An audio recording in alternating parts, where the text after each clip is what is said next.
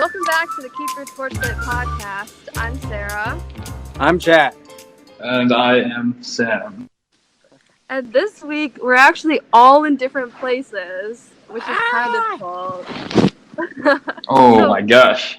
Yeah, Jack and I are both in Ann Arbor, but I'm at my house and he's on campus. And then Sam is in the middle of nowhere, Iowa. Actually, I'm in the capital of Iowa, Des Moines, Iowa. Excuse me, so thank you very much. I still think that's No, Des Moines has a lot of sky bridges. Sky bridges are very, very fun. So, don't let anybody tell you different.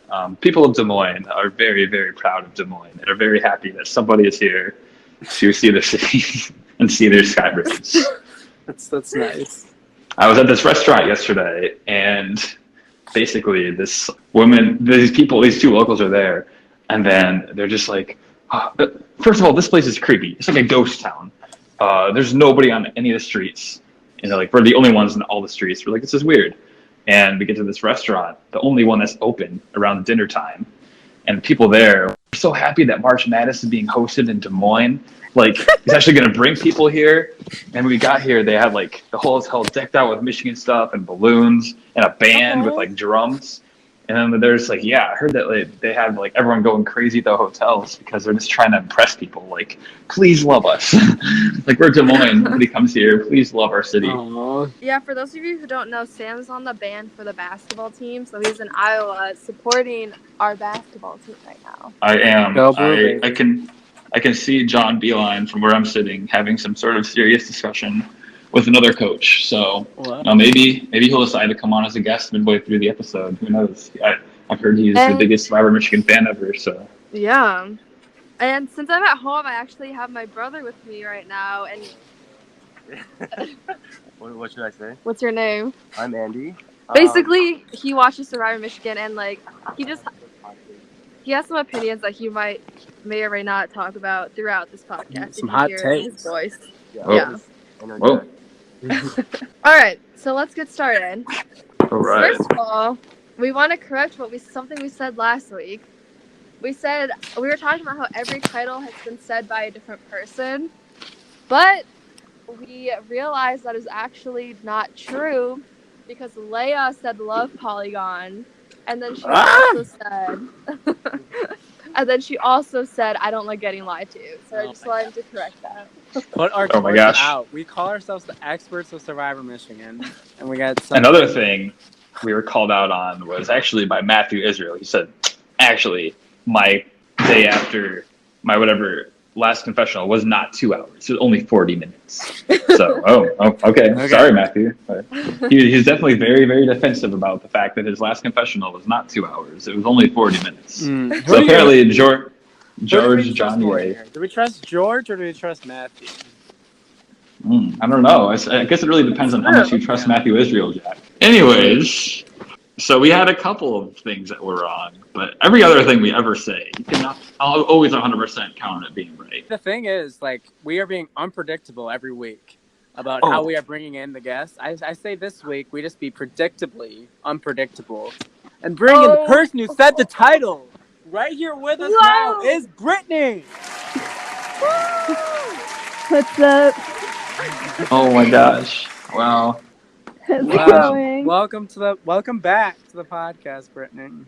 Yeah, thanks for having me again. Brittany is my back. Gosh. Our podcast has been just lost without you. Yeah. It's so good to have you back and to be able to finally be back to the way things were in our second or third, whatever episode it was. I will say, Brittany, you're our backup guest. Originally, we tried to get your Nana, but that fell through. So we had to settle for you. I wish I could be with her. She's a bigger fan of Survivor than me, and actually watching the episode right now while I'm on here with you guys. So. Oh my goodness. We need to hear some of Nana's takes on season 1. Oh, definitely. She honestly, I don't think she understands it. Like, she's a Survivor fan through and through. She has watched with me every episode since was it 2000, 2001, 2000, 2001, whatever year it was, every episode, yet she does not. Our season of strategy is pretty complex, and it's very fast-paced, and I think it's a little over her head. But she loves all the characters, she loves all the challenges, she loves George. Are you basically saying, like, it takes a very high IQ to understand season 1 of Southern Michigan? It's not for everybody. Yeah, it's kind of like Rick and Morty, so I don't know. All right. So, post-tribal council, we have a Cooper confessional. He is just so excited. He's praising the Lord. He has no sympathy to Kara, but he doesn't know Flint. Wow. No love for Kara. No love. That is just, Kara needs to have more love. But man, I have so much love for Kara. I love Kara. Yeah, it's Brittany, a lot what's your that take wasn't seen. I love Kara. I don't know why she was getting all the hate. I mean, both of us, people love to hate us, but I absolutely loved working with Kara. And you don't really see our relationship at all. So what kind of relationship did you have? Yeah. I mean, so what you see of Kara pretty much is, like, what you see is what you get. She wasn't that into the game, I would say. I mean, she was into it, but I think when you see all these other big players compared to them, her game was definitely more low-key, and she also, like, was pretty busy, like, on the rowing team, so she wasn't able to meet up with people as often. But when we were in the merged tribe together, once she joined our tribe, we only met up in person once, but we talked a decent amount, and we were working together, and I mean, you see how Matthew went home, and it was between Matthew and Mitch, but I really all week was working with Kara for her to save me, and she did. Wow. Oh, okay. You know something I noticed, Brittany, is, and I noticed this before in the episode. I remember it again when you're speaking. You have almost like a slight Canadian accent. Like when you say amount, you say like amount. About. I think my accent's opposite Canadian because I pronounce my A's like A instead of ah, like hockey. Oh no, hockey, jor, not jor. No, that's New York. Say the phrase, I have about this amount. I have about this amount. I mean, I am 1/4 Canadian, so maybe that's it. Wow, that's another one of the many amazing attributes that Brittany has and brings to the table. So, someone who isn't as happy about that tribal though is Akshay, because after tribal, Cooper and Akshay are talking, and Cooper is pissed at Akshay. He's like, "It's obvious that the idol that Tarasky showed you was fake," and Akshay is just kind of like, he kind of looks guilty. He's like, "I didn't even consider it being fake." Like, what are our thoughts on this? Brittany, do you have any input? From my perspective, if we pretend this idol thing didn't happen, if I was Akshay and I was choosing to be on the bottom of the Four Maison or on the bottom of Mila, I honestly don't think it was the worst idea to stay on the bottom of Mila.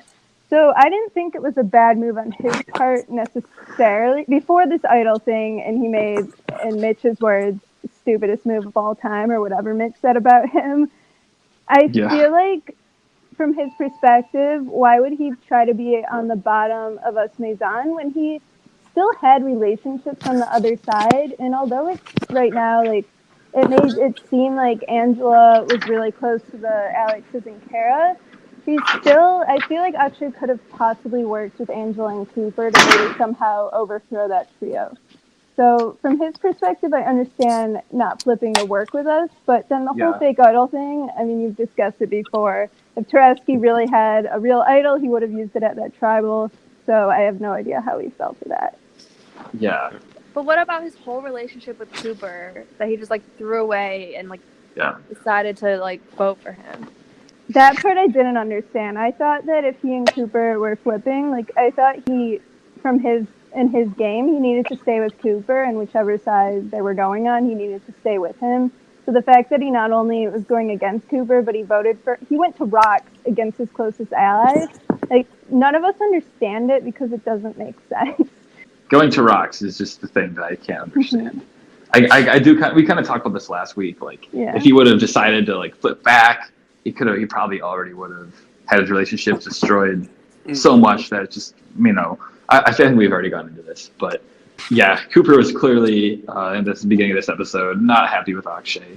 he was almost like, he was incredulous, I think is the word I would Incredulous. It's like, why? Like, what were you doing? Akshay, explain to me. Like, he has that kind of like, voice as you see him talking. So did he follow up and ask for this idol back? That was the part that I was confused about, because I felt like, I don't know, did he know that it was not real? Is why he didn't ask for it? There's a scene with the Alexes where I think Tarowski says that Akshay didn't ask for it, and then I think there's another clip where Akshay says that Tarowski didn't give it to him, but there's no scene at all where it shows Akshay asking for it. Yeah. So I feel It was Akshay. yeah, I don't know what Was he just like waiting for him to offer it to him? Like, I don't know. I would have. If you were willing to go to rocks against your closest ally, you should be asking for that idol if you think it's that real. I know. I don't know. It almost seems like Akshay just didn't care about the game at that point a little bit. I don't know. He did kind of give a little explanation of like, I have other things going on in my life, and maybe he just wasn't mentally there. Yeah, his brother had his like first football game in a while. He's boyfriend in a while. Akshay is not apologizing for for how he played. He is not apologizing. He's not sorry at all.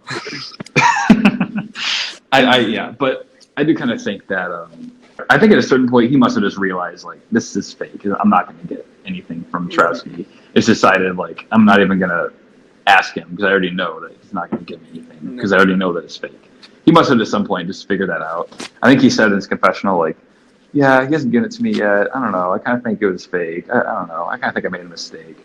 I don't know. I'm just not really into it this week. Like he kind of just sounded kind of scattered and all over the place. I don't really know what was going on in his personal life, but it seemed to be something that was kind of distracting from the game. Mm-hmm.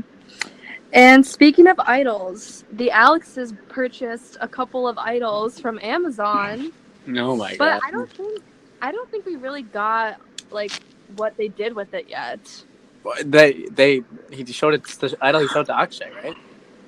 I thought that was after. No. Yeah, it was in black and white. It was a Yeah. flashback showing that week they got the box, and then he took one of them and showed it to Akshay.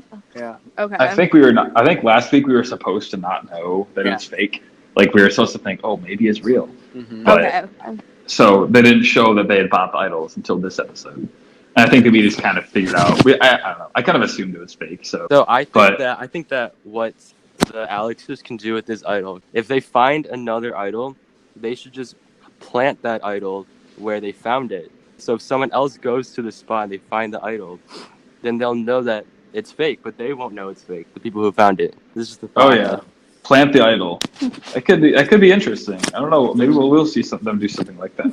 So I thought it was funny. Yeah, in season 1, there was a rule that I think the rule was that you couldn't have an actual message attached to the idol. It couldn't be in type print, so you could only handwrite it. And obviously, if it's handwritten, you know it's fake. So I think that's why so far this season you haven't seen anyone actually hide it, because it would be so obvious that it was fake because you can actually attach a message to it. But their idols definitely looked a lot more real than the fake idols that Matthew and I had. I'll just say that. Ours didn't make the cut, but it's been a long time working on our fake idols. Wait, what did yours look like? So over fall break, Matthew and I took a field trip to Michael's. We live in the same area back home. We went to Michael's, we went in the store, and we bought like beads and string and these pendants. And then we went in his car and put together these fake idols. And it's like there's a centerpiece and then beads going up around and a string. It looks very handmade. Wait, what the? Do you have a picture of it? This is the cutest thing I've ever heard. You and Matthew going to Michael's. Like, we how went did this shopping together. Oh my gosh! Did you not film this? We did film it, and then mine broke in the car, so I went home and filmed a few more videos of like making my idol, talking with the idol, like wrapping it in tinfoil, putting it in a little brown lunch bag, putting it in my backpack. None of it made the cut. Aww. But I'm sure other people had fake idols as well. What we're gonna need a deleted scenes episode or special. George, you're listening to this, deleted scenes. Put out deleted scenes. Maybe we'll see this later. You actually, if you look closely in some of my confessionals, you'll see a string around my neck, and that is my fake idol. You just can't see the main part of it. Yeah. Wow. That's awesome. That's really funny. It's too bad I didn't make the cut. But there's a lot of things that need to be included in these episodes. There's clearly a lot of strategy. You clearly need a high IQ to understand the strategy. I did think it's funny how you brought up the rule about the note thing, because remember how Cooper was like, Akshay, did he show you the note? And Akshay's like, no. And he's like, Cooper just like looks around like, are you kidding me? Like, he didn't show you a note. And Akshay's like, yeah, so maybe it was fake. Oh, that gives that a lot more context now, actually. Yeah. Yeah. Angela had a confessional saying that she was really sure Maison wouldn't go to rocks for Cooper because, like, Cooper had just flipped. I don't think she thought that Cooper, like, knew them that well. Yeah, what were your thoughts about going to rocks for Cooper? Okay, Mitch was extremely adamant. Mitch would absolutely, oh my God, Bentley. Oh, Bentley makes a guest appearance Bentley too. Oh my making gosh. a guest appearance. Yes. Okay, sorry about that. Okay, so what you don't see, because George doesn't actually show the discussion for rocks, that went on for, I think he maybe set a 10 or 15-minute timer, but that was like pure fighting back and forth. So honestly, there was probably not proper audio for that because it was a lot of people like actually, I wouldn't say screaming, but it got pretty heated. But Mitch the entire time had his typical like this very intense face, and he would not let Cooper. And he was voting Tarowski or going to rocks, and that was it. And Leia, of course, agreed with that. So it was basically up to me and Liz. I mean, we had no choice, actually, at that point. It was either, I mean, we had to go to rocks. And I wanted to send Cooper home because you have to weigh out, like, your current safety versus future safety. And at that time, I really was just concerned about making it one more tribal. Mm-hmm. And like going to rocks, we knew that we had a better chance, that we had 3 of us strong versus 4 of them. But I didn't know Cooper. You see that? So Leia has this, I knew at that point that Leia had her pre-existing relationship with Cooper. I knew that Liz was close with Cooper. And I knew that Mitch was even talking to him a little bit. So I had no relationship yet with Cooper at all. So I was actually not willing to go to rocks with him, but I had to. Mitch and Leia were really the people, you know, making that move, Mm-hmm. what you see last week. And I was actually part of the plan with Mitch. You kind of see a little bit, but it was me, Mitch, and the Alexes and Kara, I believe. I don't even know about Angela. But the Alexes, I don't know if they really thought I was with them, but I was part of that plan as well. But I ultimately was sticking with my Maison people and working with Cooper. And I just had to trust the relationships that I had formed with Leia and Liz and Mitch, that I could trust Cooper. So I just trusted them that we would be okay that week. That was all I could do that week. I'm so amazed about this turnaround that you and Mitch have. Like, the relationship that you guys have. You know, you go from calling him a snitch, calling him a you-know-what. Now, like, you're putting, like, your life and loyalty in this game with him. Like, it's just really, it's awesome. Yeah, I think you see me say, like, the swap's the best thing that ever happened to Mitch and I. So Mitch and I think in a podcast you once said, like, did they seriously never meet up? And the truth was, I never met with Mitch one-on-one. Like, it's the way I played Survivor is I only met with people if I absolutely had to, just because what you don't see is how truly busy we are and how this game takes over our entire lives. So we're texting and calling people all day. To actually meet with someone in person is just sometimes you don't have time for that. Mm-hmm. And with Mitch, I don't know why. You know, it's edited, so it's just showing all the negative things I'm saying about him. But really, our relationship was just always me trusting Liz enough where I thought I could trust Mitch because of her, and same with her and Matthew. Okay, that makes sense. So I guess I was still confused. I guess I was wondering about the second vote, though. After you voted and it tied, Mm-hmm. like, were you thinking of flipping the second time, where you said you kind of wanted Cooper gone? At that point, was it even thought in your mind to flip? Or were you worried that somebody else would flip and it would be a double tie? Like, I don't know what were your thoughts at that point? So I said I wanted Cooper gone in terms of once it became rocks, but before that, when it was tied between him and Tarowski, for some reason I just thought that Akshay would flip again. I knew it was Akshay. As soon as I saw it tied, I knew it would be Akshay who flipped. And for some reason, a little part of me still had some trust in Akshay. I don't know why. And I thought he would flip. And I really wanted Tarowski gone, way more than Cooper. Yeah. I mean, Cooper was someone I could possibly work with. So, of course, I was willing to take the chance. But honestly, I don't know if any of us thought it would end up going to rocks. The Neela people didn't think we would go to rocks or Cooper. And I don't know what... We just never... I don't know if we even really considered it. Like, Akshay and him, we just always thought it was going to be 6-4. That was I don't think that anyone, even the audience, especially the audience, like expected that rocks to happen. And it seemed like most people in the game were very confused. Mhm. You know, it was crazy.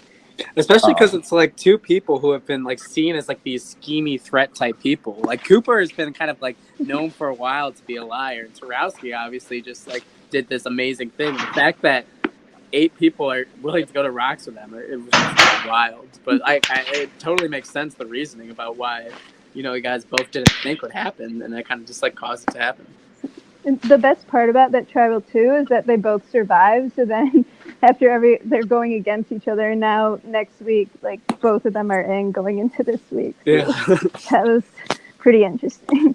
So it seemed like, I'm guessing you guys went right from tribal to the challenge because it seemed like it was still at night. Is that kind of what happened, Brittany? Yeah, so it's hard to see because it's always dark, but we film these challenges and then tribals right after. Sometimes it would be at 10 p.m. Other nights it could be at 11, midnight, 1 a.m. And it was also freezing cold winter. So you see us, I mean, you can see Liz's hands there shivering and Leia saying it's cold, but it was absolutely freezing. And that was after the rocks and everything. So going into this challenge, like everyone, their brains were just fried at that point. Oh, well, clearly at least one person's One was not. brain was not yeah. is not so fried that they didn't know how to win. Yeah, so the day before this challenge, I actually had gone on Survivor Maryland. So before our season started, I skimmed all of Survivor Maryland to watch the challenges. I had seen some episodes of Survivor Maryland years ago, but I decided to watch it before our season. So I happened to watch the memory challenge the night before. So I practiced it a few times. But memory, honestly, has just always been my thing. So I knew going into the season that would be, if I was going to win a challenge, it would be that one. And somehow, even though it was freezing and we were all so tired and cold, somehow I won. So you're basically opposite of Lavana when it comes to memory. Short-term memory loss. Yeah. I wonder how Lavana would have done in this challenge. Yeah. Well, Lavana knows everything though, so wouldn't That's she be able to true. just like move her, like just know what the answer is going to be and just recite it? I don't know. It's true. One of my favorite things about this was just how like after you won, you're just like, I won an immunity challenge. I can't believe I won. You're so excited. You're almost just like, I can't believe like me, like Brittany, like I won a challenge. Like you're almost like incredulous of it. Then all of a sudden you're like, sorry if I'm being cocky right now. Like whatever. I'm just like, what are you talking about? Like you're literally being as uncocky as you can be. You're like surprised that you had just won something, and you're like, sorry, I'm being cocky about this. I'm like, what are you talking about? Survivor brings out the weirdest, most extreme versions of yourself. Like, you see me in 2 confessionals now, like, actually bouncing on my couch. I think I jumped up and down at midnight alone on my couch. It was just bizarre. Like, Survivor just makes you do that. I think I was so happy to win just after, because I felt like Mitch and Leia were doing so much of the strategy of that week that I felt so powerless that winning immunity to me was just something that, like, I finally did on my own in the game.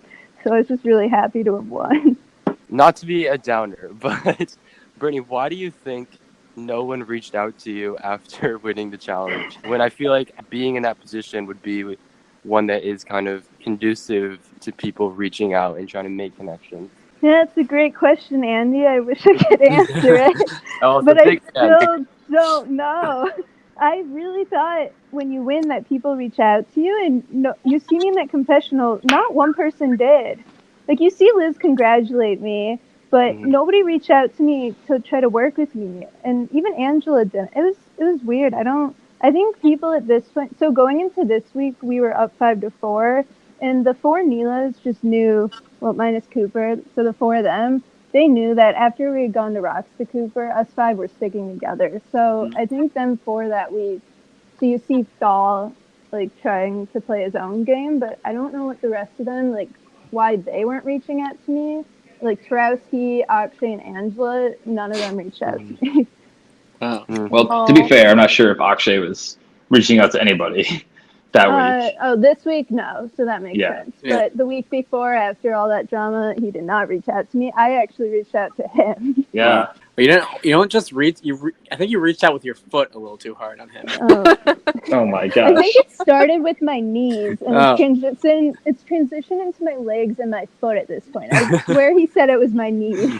Now it's just the full leg. Full And not one, both legs. Brittany, I was wondering if you ever wore your immunity necklace to class like Tarowski did. So I that was risky of him, or his. Oh, he wore his idols to class. Yeah. So maybe those were like a little thinner. This necklace was actually pretty heavy.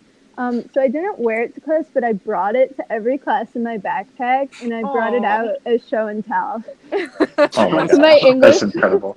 My English class was following along. It was like a small class of 20 students, and they were following along really closely. Like every time I got to class, they'd be like, "Are you voted out yet?"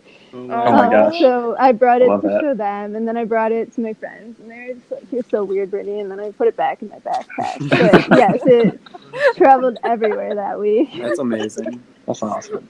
After the challenge, we still get some confessionals about like stuff about the last tribal, and like Akshay is really not popular now. Mitch thinks it's baffling and baffling. Yeah, I can't do the Mitch accent.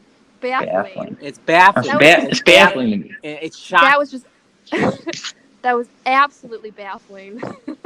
I bet he called his mom and was like, "Mom, I can't even tell you what just happened here with Akshay. This is something absolutely ridiculous. The stupidest move in Survivor Michigan. I can't believe it. It's ridiculous, Mom." I love how they show Mitch calling his mom and me calling my nana. That was perfect. Parallel. Oh my gosh. So, you 4 for blood versus water? Question mark? For sure. Ooh. I was actually with Mitch this weekend, and he confirmed that he called his mom after every tribal. Every single tribal. When we were you see that clip of us in Cooper's car? I think he called his mom either before or after. He was always saying, "I gotta go call my mom." Yeah. But he made a good point. He made a good point in this confessional when he said that this is what happens when the alliance isn't solidified and people feel at the bottom. And so he wanted to make sure that going forward, no one feels like they're at the bottom and that everyone sees a path to the end. And so I think we get a new group chat with Mitch, Leia, Cooper, Liz, and you, Brittany. And I think he wanted to his goal for this group was to make sure that everyone felt like equals and that no one would flip. How'd you feel about this group? Yeah, so so that week after we all were willing to go to Rocks with Cooper, us 5 were forced to be together whether we wanted to or not, but I actually was good with them. I think you only see me talking really negatively about everyone. You don't see any positive comments to me. But so Liz and I at this point in the game are actually I would say we're more friends than allies. We're really, really close. And I'm friends with Leia as well. And I have good relationships with both of them. And Mitch and our relationship has really evolved to this point where we're really trusting allies. And us 4 being the final 4 Maison, I would say we all really trusted each other more than anyone else in the game at that point. I mean, even Leia with her relationship with Cooper, I would say us 4 were extremely tight. And with Cooper, I knew. So you see the clip of Liz discovering the relationship with Cooper and Leia? I'm pretty sure that was actually. So the picture you see, that's from my confessional. I think what happened is I found out and then I told Liz and Mitch, but at that point I knew that they were close, so I was totally good with us 5. But are you saying that you were the first person to know about Cooper and Leia, or is it what's the chronology? I'm pretty sure what happened is Cam told Matthew, who told me, and then I went and told Liz and Mitch, and those were the 2 people I told, but I didn't go to Leia directly about it, and I honestly didn't because I didn't think it was that big of a deal, and I didn't want her to possibly be Brittany knows, let's vote her out now because she knows the secret info. I was okay with Leia and Cooper being friends outside of the game because we needed Cooper to work with us at that point. I was under the impression from the edit that out randomly Liz had just seen this picture and all of a sudden she figured it out, is that not necessarily exactly what happened then? So the picture that's put into the frame, if you look to the far right, you see my frizzy hair. So that's me holding out the picture. And I sent that picture. Yeah, I sent that picture out to Liz and Mitch. But I'm trying to think, did Liz discover it at the same time I did? I don't think she discovered that on her own. But how did Cam discover this? I don't know. I have no idea. Maybe he had a mutual friend or something. Wow, Cam has been the mastermind all along of season one. Wow. Little did we know. Thal has some really artsy confessionals. He's almost like filming a little show of his own. Like he's like walking. He has like his. I wonder who's filming for him. Yeah, my I- mom like or someone asked, like, does he have someone who's filming everything for him? I'm guessing for a second in my mind I was like, oh, is it Trotsky? And I was like, wait, no, Trotsky would not be allowed to film confessionals. Maybe I wouldn't be surprised if he was like, George, can you film me doing some random stuff? Like maybe, I don't know. Yeah. Maybe George's dad made another appearance. Also, this is like the first week where I feel like we get a little bit of Thal and Trotsky like splitting up, doing their strategy, because like Thal actually said in his confessional that Trotsky is a liability to him, and that he kind of wants to distance himself from Neela in general, so that he's almost seen as like a weaker player who will work with like anyone who talks to him. But yeah, I thought it was interesting how like for the first time Thal and Trotsky are kind of doing their own thing. Like Thal's being more social, and Trotsky's just kind of like I don't know what he's doing.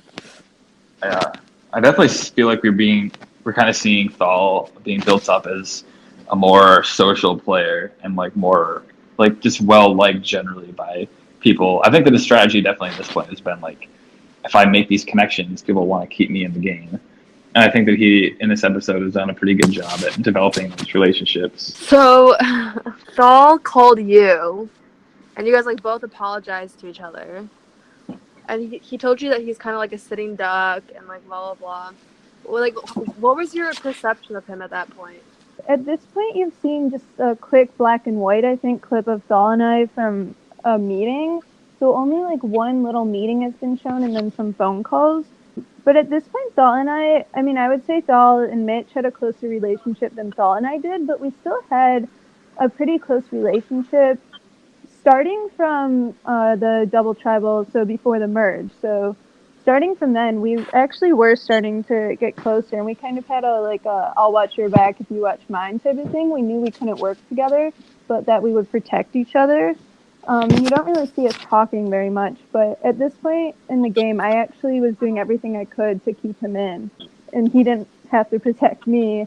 I was immune this week, but I was actually protecting him. Okay. All right. We also have to talk about Cooper and the fountain tree. So Cooper is really like skeptical about this idol because he knows that he has, the clue in his pocket from the bottom of the spray paint can.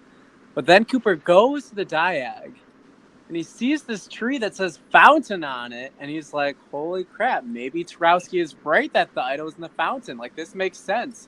The clue, like, maybe Cooper's clue would lead him originally to the diag, and then maybe the diag, there's this tree that says fountain on it, and then there's the idol.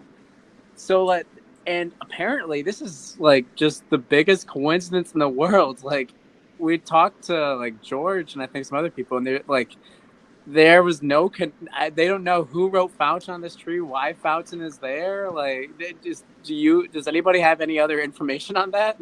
It must have just been some weird coincidence. I think it's hilarious, personally. Yeah. I love that Cooper twice and now on Idols. It's just been totally, just like, it seems like he's just been roasted by Alex twice on Idols. And both times, it hasn't even been really like Tarowski's doing. It's just been Cooper getting super unlucky. Like, he searched in the exact right place and dug all the holes perfectly for Tarowski and just didn't uncover the idol. And Tarowski just walks right in, like, brushes off some sand and finds it. This time, Tarowski makes up this story, just, like, makes up the idols in the fountain. And then Cooper happens to, like, see a tree that has fountain written on it. He's like, Tarowski must be right. When he was, it's just, I think it's just hilarious how this has happened twice. And it's just been sheer coincidence, really. Can I just tell you, Tarowski told us the story how Cooper dug up all the holes and then he put his arm into the sand and there it was, the idol. He told us that story at least, like, I'm not exaggerating, like multiple times a week. Every time he talked to me, he would meet up with me and he would tell me that story. I'm just like, what?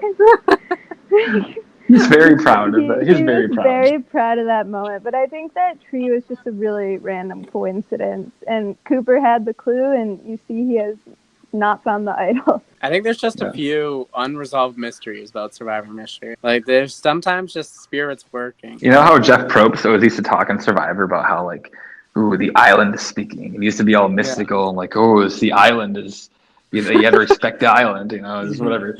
Maybe it's like the same thing, really. The University of Michigan campus is like its own character. Like, Well, oh man, yeah, because when they're hunting for idols, they're not respecting campus. They're not. They're like destroying the property, and so now campus is coming back to haunt them. we'll see if this comes back to haunt Leia.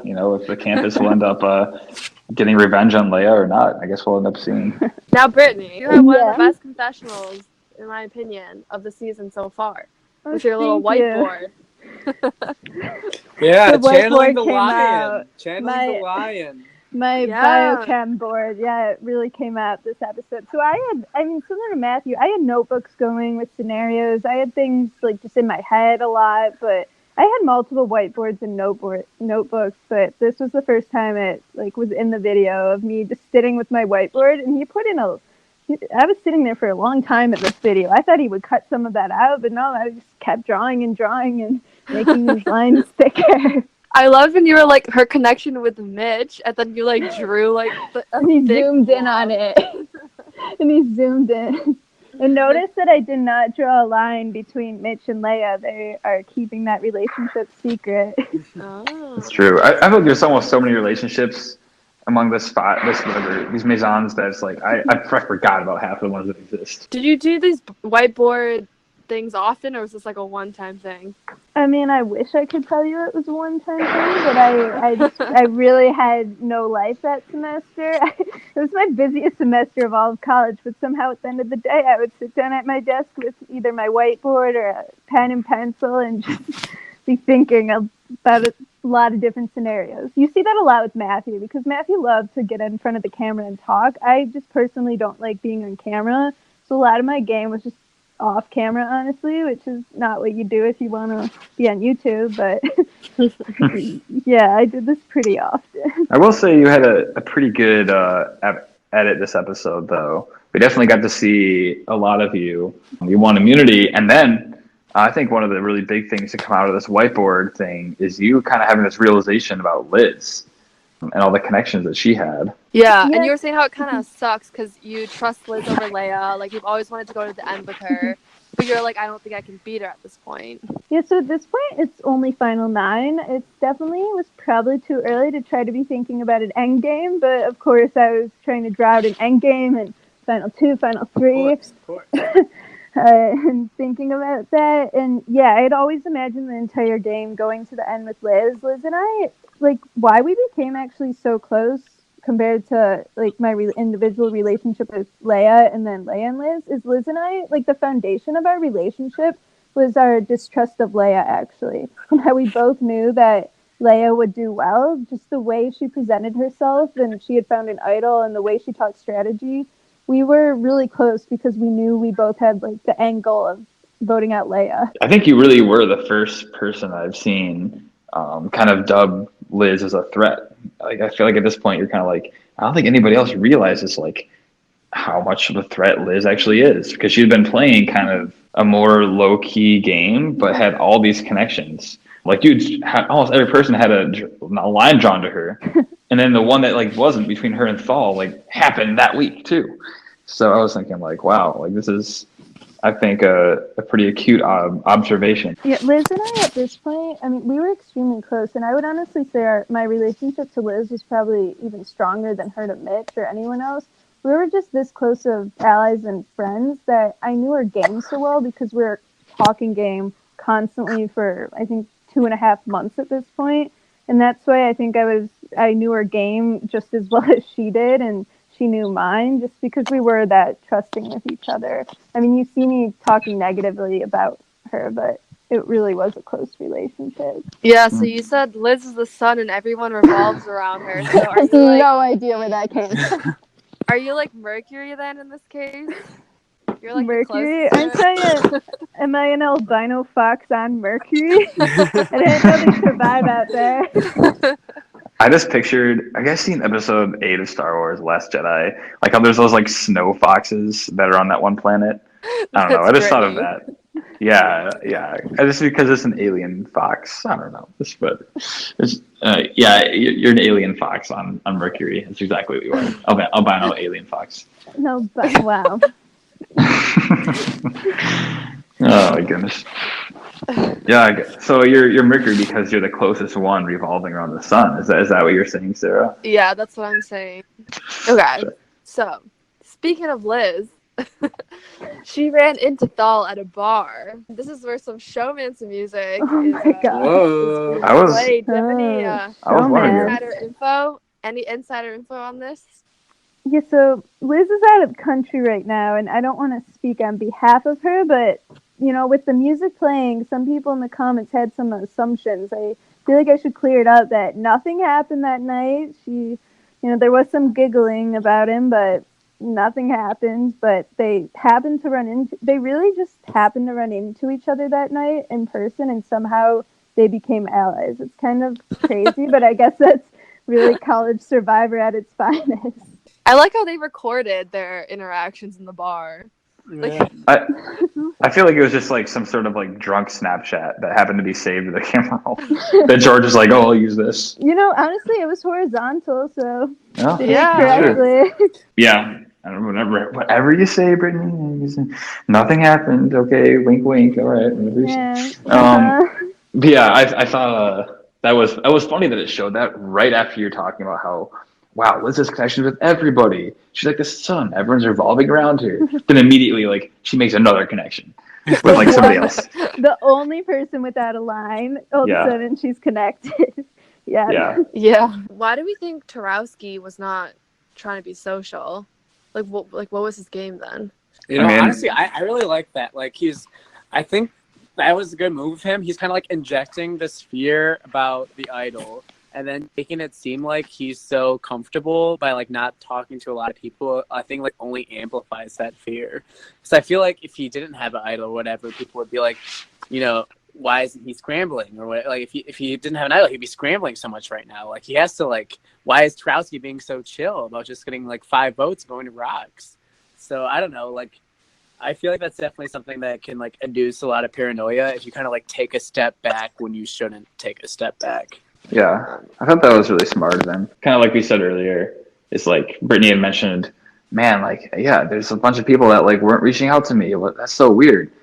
Akshay, his reason, 2 of them, I guess that was kind of like their strategy, or I guess lack of strategy. In Akshay's case, he just wasn't really doing anything. In Tarowski's case, it was purposeful. I'm not talking to people in order to make them nervous. And it looks like it's paying off because people are just so sure, especially after the whole coincidental thing with the fountain tree. They're just, they're so sure that Tarowski has the idol now that he's just kind of off the chopping block at this point. And now it's really just going to be between Angela and Thal, and whoever can kind of develop the best relationships out of the 2 of them. Yeah, this is the week that you really see the Alexes begin to form their own game. So far, they've only been seen as a team. I mean, even when Tarowski finds an idol, right away the next clip is him showing Thal. Like, they really have only been viewed, not only to, like, everyone views them as a pair, not even knowing that they're best friends and roommates, but they're just viewed as 2 close allies who vote and do everything together. So this is the first week. I thought it was cool to finally be able to see their own individual games, and they're completely polar opposites of each other. As you were saying, Tarowski's going the I'm not going to talk to anyone, just make them think I have an idol route, and Thal decided to be very social, but also like weakening himself in a way. What did you think of him trying to present himself as like more of a weaker player as opposed to just being his typical self in a social game? Yeah. Yeah, I think that was his way of trying to appear less threatening. Because, like, since he's, like, associated with Tarowski, who's been seen as, like, a super strong player, and, like, maybe everyone thinks they're, like, calling the shot, so he's, like, trying to weaken that perception so that people don't, like, target him, I think. And that people will be, like, more willing to work with him. Yeah. I really think that it's an interesting thing of, like, a strategy of trying to appear weak. I think it's really interesting to do that. And it's something that like I feel like doesn't happen too much on Survivor, where it's like I think that it's really smart to get the target off your back. But to an extent, I think it's kind of like in Survivor, perception can be reality. And Right. I wonder at one point that like if you try to appear weak for so long, are you just becoming weak? Like at a Right. certain point, if like you're taking away your power on purpose or appearing to be weaker than you are, at what point does it just become that you are weak now? And that is like, well, people are bringing you to the end because you're weak, you know? So I feel like it's an interesting kind of way. Self-fulfilling prophecy. Yeah, exactly. I mean, I was honestly, there was a point where, so after the tribal where Matthew goes home and you see me crying the entire time, that wasn't because of Matthew, by the way, that was because of Akshay.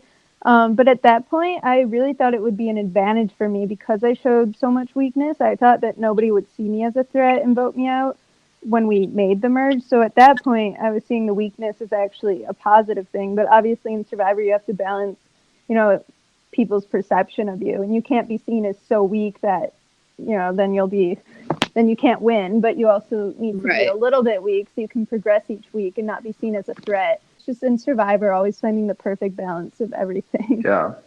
I actually want to go back a little bit because I feel like we haven't really talked a ton about your relationship with Akshay. For the record, like my relationship with Akshay today is great. I love Akshay. It's always funny on these college survivors because even though we're all in college, like there sometimes is a difference in college. Like you're all the same age, but there can be a difference between like a senior and a freshman. I know I went to college at age 17 and I was a completely different person then than I was my senior year of college. So it was kind of like Akshay was almost like a little brother, like a cousin to me by the end of the season. And everything's great now. But in the game, so we were working together the week that Lavana went home. I mean, obviously Akshay was lying to us the whole time, but I had formed somewhat of a relationship with him that week. And there was nothing weird or like, our relationship was not at all like tumultuous yet. It was a very normal Survivor relationship. And then after that week, when we walked into Mason Hall for the Pennies Challenge, I knew Akshay had betrayed us, but I wasn't angry. I don't think I said anything. I was just like, whatever. As we walked in, I said, hi, like, how's it going? And he wouldn't look at me. And he just like ran inside. He just wouldn't look at me and say hi. And even if you're like mad at someone in the game, you usually like say hi. Like we still are people outside this game. And it was weird. And it was then during the Pennies Challenge where he just went off on everyone. And he was saying this, whatever, you already discussed all of that. But anyways, he decides at Tribal that I'm the person who he can like get a reaction out of the most. And he really was convinced that I kicked him. And what really happened is at Tribal, we sit on these like teeny tiny steps and it's freezing and we're shivering. So you're moving around a lot, like to try to conserve your body heat. And at some point, like I either was reaching for my water bottle or maybe like I have long legs. And so he was in front of me and maybe my knee or my leg did touch him at one point. I don't remember.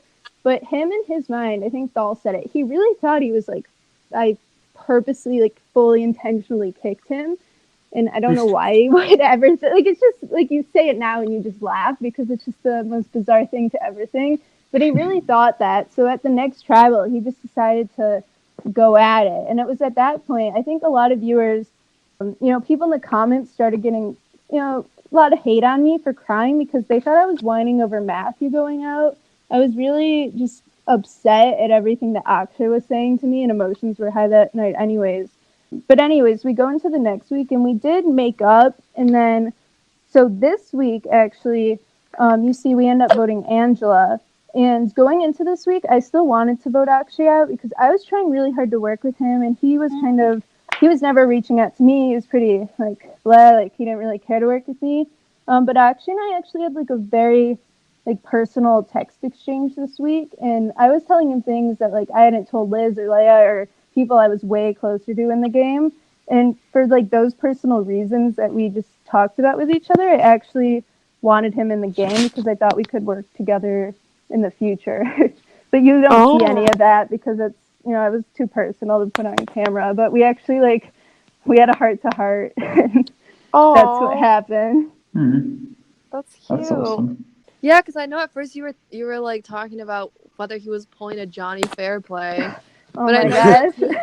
You apologize for that later. Yeah. I texted Akshay after this episode. I felt so bad for saying that, but from my perspective, you have to see that this kid, the student, we call him a kid.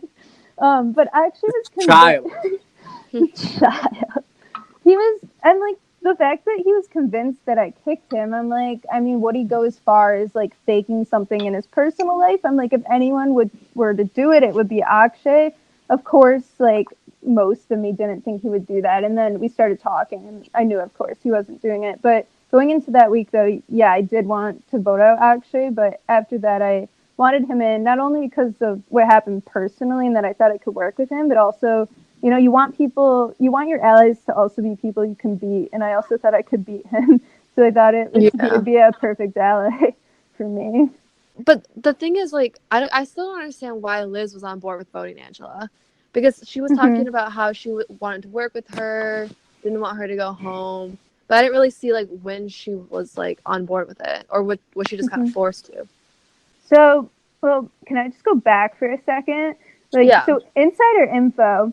This week, Leia I'm pretty sure it was Leia, unless Leia was just the one who talked about it. I'm pretty sure it was Leia.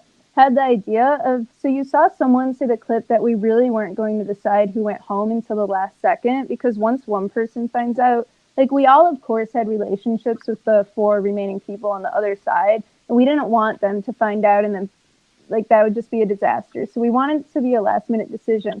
Leia had the idea that at Tribal Council, we would take a hat, put in names in the hat, and we would pick a name from the hat and send one of them home. I guess we would whisper the name to each other of who we chose, and that's what we would do. And I was on board because I was going to rig the hat. I'm so serious right now. I was going to put in 4 Tarowskis in there because nobody wanted to vote Tarowski. You see how they were all so scared of this idol that I just knew he didn't have. If Tarowski had found the clue, I knew he would have the idol. It wouldn't take him an extra week to finally have it. Like, he would have had the idol and he would have played it at the merge. I knew that he didn't have the idol. That's why I wanted to vote with him. So I wanted to do Leia's hat idea, but then be the one in charge and rig the hat. Anyways, that didn't happen. So we ended up meeting up right before tribal, but I have something before. So I was only at this meeting for 5 minutes. So I really didn't have that much of a say in who went home. And it was actually Cooper leading this meeting, which is interesting. You know, after all of us saved him, like, do you think Cooper should have been, you know, letting us decide who went home? I don't know, but I don't know why Liz was okay with Angela going home. I remember we would all go around, and we all decided that Thal and Tarowski were off the table. We weren't going to vote for Tarowski because everyone was scared he had the idol, even though I really wanted to vote him. And then Thal had done such a good job of forming individual relationships with us that we were all clearly individually trying to protect Thal, which was interesting. So it came down to Akshay and Angela, and Cooper was the one who wanted Angela out. But I don't know why Mitch, Liz, and Leia wanted Angela out. I don't know if our feelings were that Tarowski already played an idol for her. If he had one, he wasn't going to play it for her again. What if Akshay has the idol? But I really don't know why they were okay with sending Angela home. I don't know if you guys have any thoughts. I was there at the meeting, but couldn't tell you. It seemed like Liz and Angela were kind of developing like a relationship, so I would have thought that she would have tried to maybe save her, but yeah, it confused me too. Yeah, I just had assumed that Liz didn't want to like go against the main alliance or like raise suspicion as to why she wanted to keep Angela around. And Liz is good with like everybody, you know. Yeah. What's losing one planet? Yeah, I mean that's actually possible though in Liz's mind that she had so many relationships, and she and Akshay even had one too that she was willing to lose Angela. But I mean, I'm pretty sure Liz was like an RA in the same dorm as Angela the year before. Like they kind of had heard of each other before the game, and they seemed to have a relationship going.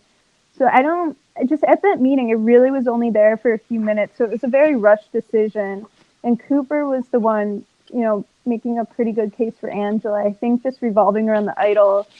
And at that point, I guess, you know, we're all 5, I think, so happy to stick together and know that we just wanted to get through the vote and one of them go home. So I think that's why we kind of, you know, again, just did an easy vote. Yeah. I think it was just still very surprising. Like looking at like Thal, Tarowski, and Akshay. If it's going to be Thal, Tarowski, Akshay, or Angela, just like saying like, oh, one of those 4 is going to go home this episode. Angela seems like the last person I would have chosen as somebody to go home at this point in the game. You know, it's like all of them seem like they have so many reasons why it should be them.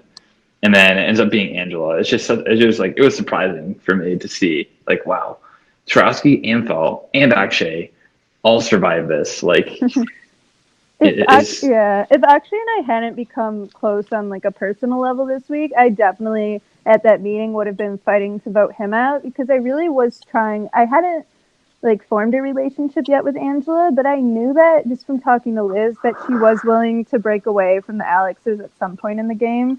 You know, she was a smart player, and I knew I could work with her in the future at some point. But after that with Akshay, I figured like might as well continue a relationship with him than try to start over with someone who already has so many relationships. So that's why I was okay with her going home. Okay. And then what was up? Apparently Akshay tried to hold Angela's hand at Tribal and also needed a ride home. And Angela was like, I'm not giving him a ride home. And also like, why do you try to hold my hand? Like, I'm not holding his hand. Oh my gosh. I felt bad. That was kind of sad. That was kind of sad, kind of funny too. It is funny because I remember at the beginning of the season, I almost thought that Akshay and Angela might become like a pretty strong pair in the game, because I remember that he was like the only person at first that was really talking to her. But I did think it was funny how Angela just came out kind of as a savage at the end of that tribal.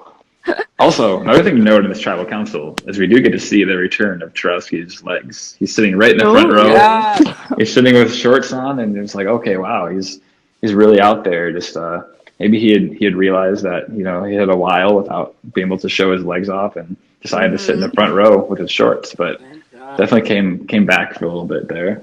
Yeah, good to see it.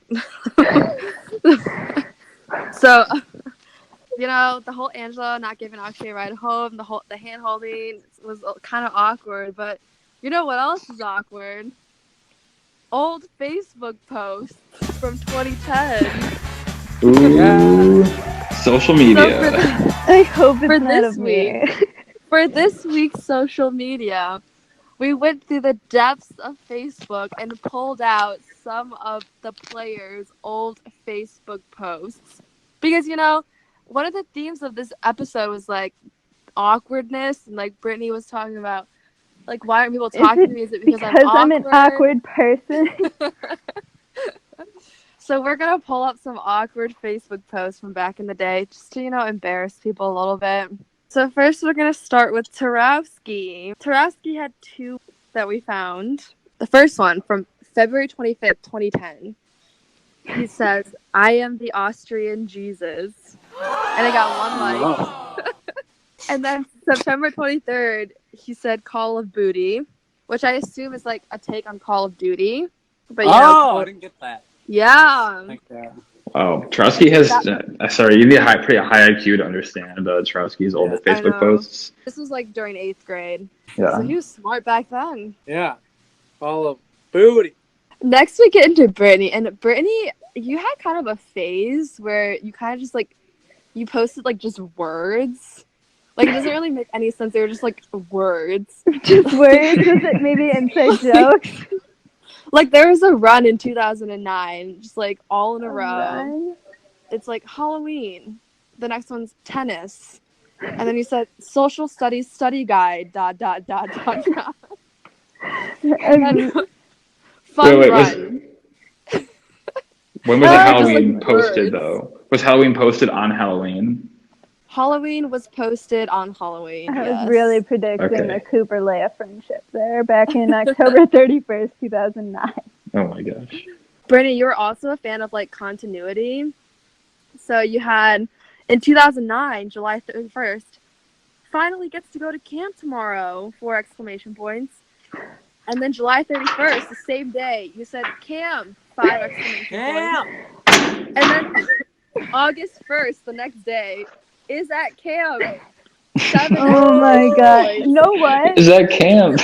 Guess what? Know where I what? Wait, 2009, 8th grade. Wait. 7th. That's 8th like grade, that's summer before 2013, 8th 12, grade. 11. Summer before 8th grade, you know, I was in the band. I was a band geek, did not play in college, but I was. This was band camp. Oh my gosh. Oh, This one was time at Blue band camp. Lake. One time at band camp. You guys want to know a fun fact? What? I went to the high school that movie is based on, American Pie. Oh. True story. It's Whoa. it's in the movie. It's like East Great Falls. Really, it's East Grand Rapids. Wow. Yeah, That's a really fun fact. And my English teacher is the one who's allegedly the character was based on that said this one time at band camp. What? No Yeah, way. true story. And she literally on the first day of our English class, sophomore year, she was like, "Okay, I know there's rumors about me being a character in a movie, about it being based on me. Those rumors are somewhat true, but I never said any of those lines in the movie. Completely fiction." So of course, the rest of the entire year, we just always just said one time at band camp to her in our class. That's incredible. Okay, Wow. sorry. It's So look, it turns out that Brittany was connected to Jack in 2009. Yeah. Wow. Wait, Brittany, you had more good ones. So, September scared. 27th, 2009. Trying to fast, ... And then the next day, tried to fast, ... Didn't really work out. Oh no. Terrible Jew. So I feel like everyone had a phase where like they started every post with is. Yes. Like is Yeah. blank. But Brittany had one that doesn't even really make sense. It says is go Red Wings. Red Wings? I don't think I've ever been to a Red Wings game. I like you're like is go Red Wings. I don't even recall ever watching a game. And you know who else went through an is phase? Is Who? Alex Thal. Ooh. Yeah. Alex Thal had a major is phase. So Alexander Thal, January 27th, 2009, he writes, is school ... Like that doesn't even make any sense. And then he has is sleeping ... Is rainy day. January 31st, 2009, is Supreme Court research project. And then he has one that says, is my name. 2011, Alexander Thal. I have a dilemma. I am eating corn nuts while on my computer. When I use my right hand to eat the corn nuts, I get barbecue flavor all over my fingers, so I can't use the mouse without getting it dirty. But when I use my left hand, well, my left hand sucks. Oh god, this got bad. It can't hold more than 2 corn nuts at a time without dropping them. Help? Oh my gosh. Alex But Thal. look, Thal was an early Survivor fan because he posted about Survivor multiple times. In 2010, he wrote, Fabio, winner. Yes, I love Fabio. Yes, Fabio.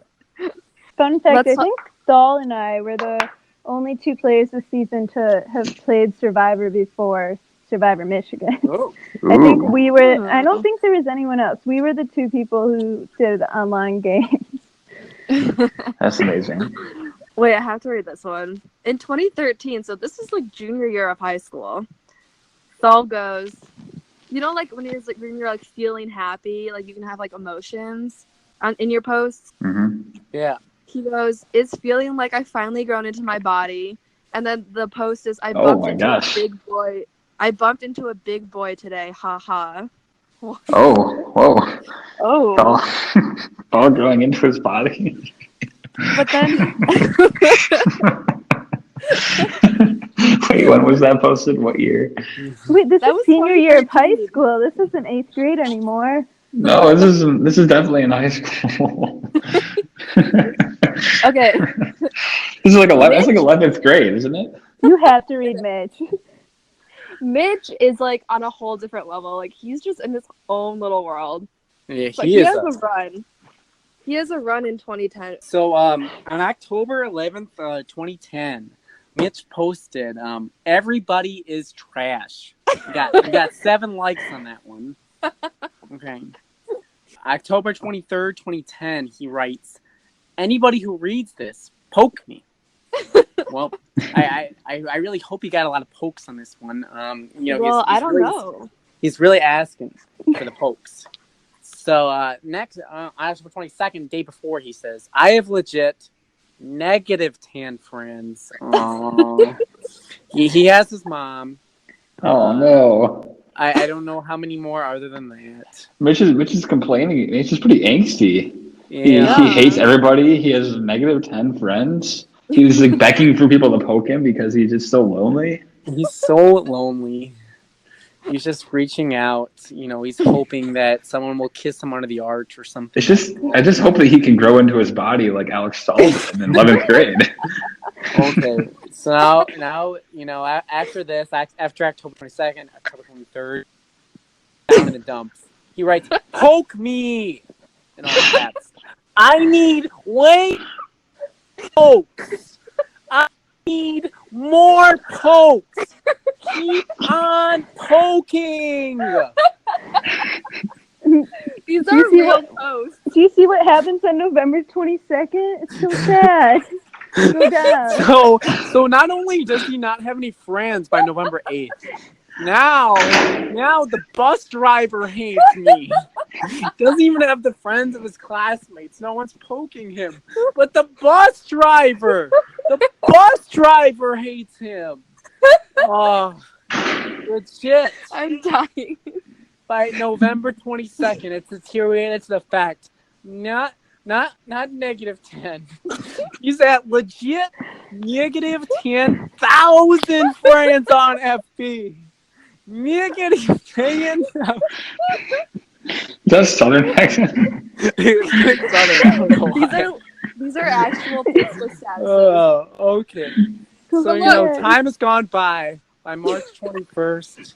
All Mitch really cares about is Friday. He says, Rebecca my idol. Okay, so that cut out a little bit, but what Jack said was, Rebecca Black is my idol.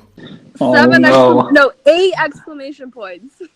Oh. Maybe he's just, at this point, that's the only thing that can bring him happiness. Yeah. Is just being able to forget his troubles on the weekend. It's Friday. Gotta get down on Friday. I'm gonna call my mother, and it's the weekend. Who do you think said this one? Who needs Florida when you can go to the... It's not that funny. Who needs Florida when you can go to the Chippewa Nature Center on spring break? Smiley face. Heart. Oh my gosh, the Chippewa Nature Center. Who said it? Is it one of the people that have already said something? No. Oh. Happy Valentine's Day, Here, heart. wait, Sam. Sunshine, Sam. heart. Cousins, What? smiley face, heart. Fair, smiley face, heart. Is it Cooper? No. Akshay? Read more. Who goes Happy to the Nature Thanksgiving Center? Eve.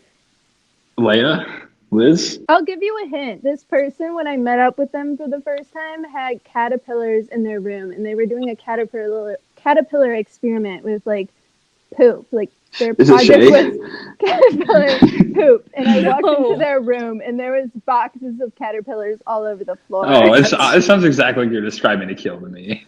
No. It's Liz. I said Liz. Oh. Liz had 2 posts. Okay. One in February and one in May. The exact same. Smiley face, exclamation point. Oh. Maybe her crush said hi to her in the hallway. I was just gonna say. Oh. School Wait, here's is a good one, good, though. smiley face. Way better than middle school, smiley face. Oh. Here's a good one by Liz. Okay. 500 points to whoever gets this movie quote first. I'll cook the fish for you, Chenny Wenny Woo Woo, ha ha ha ha ha ha ha. Anyone know what that movie quote is?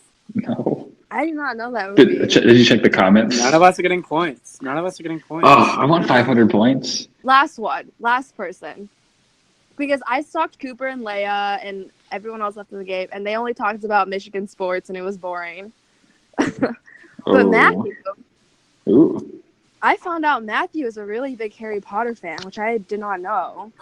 You Ooh. know, like back in the The- day, The you know, back in the ones. day back in the day when people did like Truth Is, like 99% of the Truth Is was like for Matthew it was like Truth Is like you're such a big Harry Potter fan, or like Truth Is I respect how much you like dedicate yourself to Harry Potter.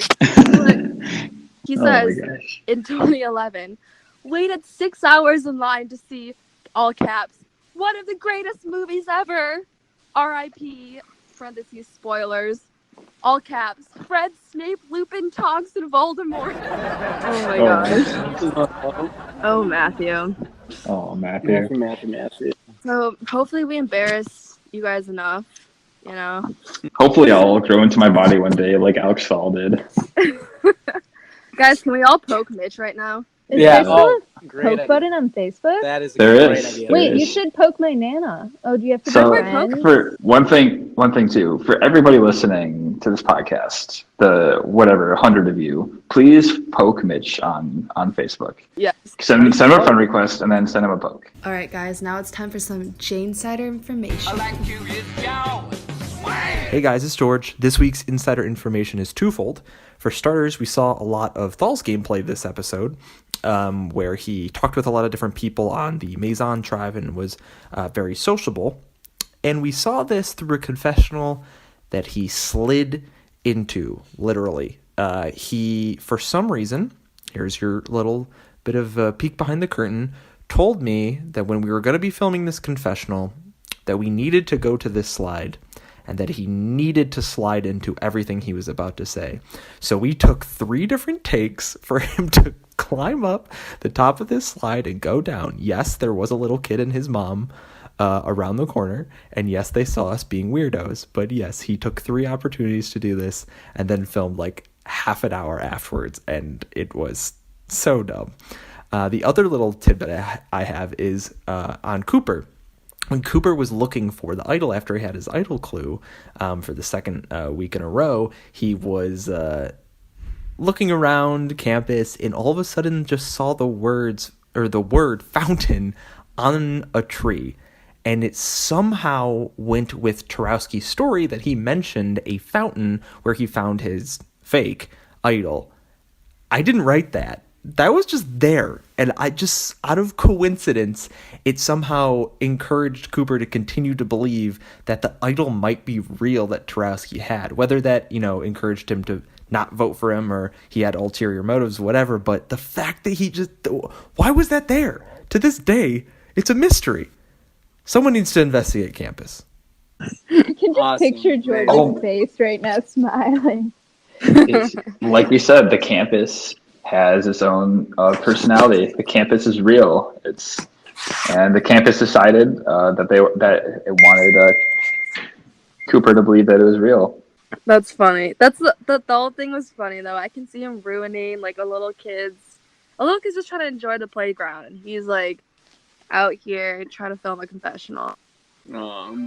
So Angela, I think it's super impressive that she made it this far, especially that very early on she found herself on the bottom after those first 2 votes where Sarah and then Jonathan go. Like I think I think she might not have been like the biggest screen presence as some other people in the season, but like I really respect the way that she was able to get herself back into a good position in this game.